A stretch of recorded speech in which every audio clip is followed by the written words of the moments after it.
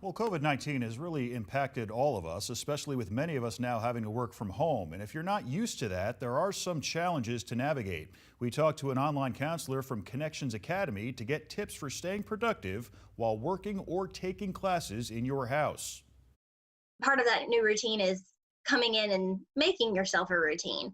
Get up at your normal time, eat breakfast, get dressed. So set reminders on your phone, on your calendar, what have you, to remind yourself to get up every hour or so, stretch your legs, go outside for a walk.